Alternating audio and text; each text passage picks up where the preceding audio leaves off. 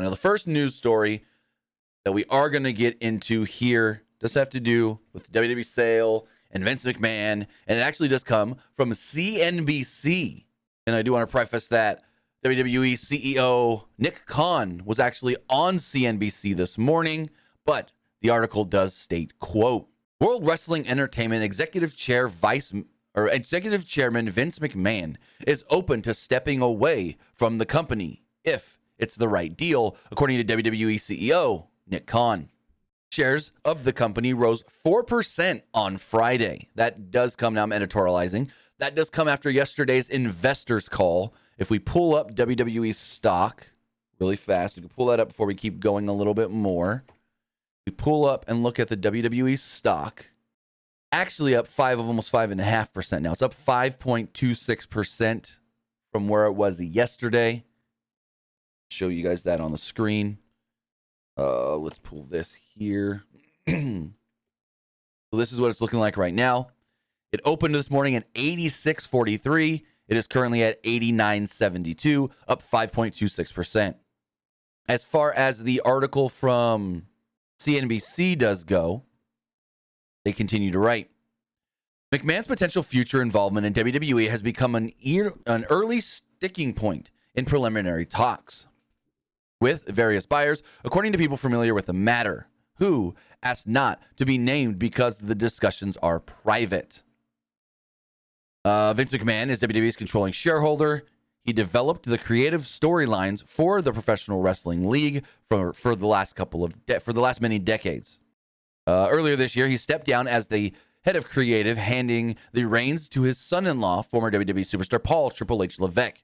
Khan took over as sole CEO in January when Levesque's wife and McMahon's daughter, Stephanie, stepped down as co-CEO. Vince is declared to the board he's 100% open to transactions where he's not included in the company moving forward, Khan said in an interview with CNBC Friday. McMahon stepped away from his CEO role in June amid accusations of sexual misconduct from former female WWE employees. A month later, he announced that he, this is written weird, I'm going to read this verbatim. A month later, he announced he would retire from the wrestling company he bought from his father over 4 decades ago. Last month, however, McMahon returned to the board to directly be involved in the sale negotiations with potential buyers. WWE has hired financial advisors to proceed with a sale process, which Khan predicted would last about 3 months. Khan emphasized WWE could be appealing to a large media company with a streaming platform that could increase subscribers by exclusively owning WWE's monthly live events along with its historical library of past matches. We feel that marketplace is robust for our product, Khan said. It's in essence its own sports league. Someone can buy it and put it on their platform. Potential buyers for WWE include Comcast, Netflix, Liberty Media, and Endeavor, which already owns UFC. We'll get back to that and Comcast here in a moment. Khan acknowledged, quote, it's tough to take control from McMahon, who has owned and run WWE, previously WWF, for more than 40 years.